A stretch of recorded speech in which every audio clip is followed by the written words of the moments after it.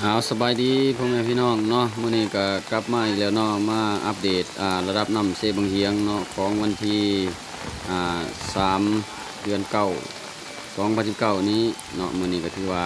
ระดับน้ำเซบังเฮียงของพวกเฮาก็ได้ขยับขึ้นอีกแล้วเนาะพี่น้องเนาะเมื่อวานนี่ลงเนาะมื้อนี้ก็กลับมาขึ้นอีกแล้วเนาะตอนเช้ามื้อนี้ก็ถือว่าขึ้นเมื่อคืนนี่ก็ได้อยู่บ่หลายปานใดเนาะ15เซนเนาะพี่น้องเนาะสำหรับน้ำเซบังเฮียงของพวกเฮาขึ้นเนาะ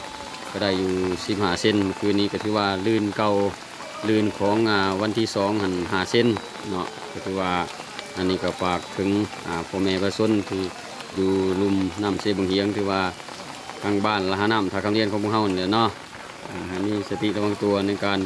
น้ำท่วมรอบนี้เนาะถือว่าระดับน้ำนี่ก็15เซนเนาะ15 เมตรตัวนี้เนาะอันนี้ถือว่าทางเพื่อเนาะทางสินค้าเพิ่นแหละเพิ่นมาลูกตลาดตะลีเนาะตลาดบ้านละน้ำเฮายามมื้อเช้าเนาะอันนี้ก็ถือว่าตลาดยามมื้อเช้าเนาะพี่น้องเนาะอันนี้ก็ถือว่าทั้งทีมงานทางบ้านสินค้าเนาะลงมาตลาดเนาะตลาดเช้าบ้านละน้ำเฮานั่นแหละก็ใส่เรือใส่แพเนาะอันนี้ก็ถือว่าทาง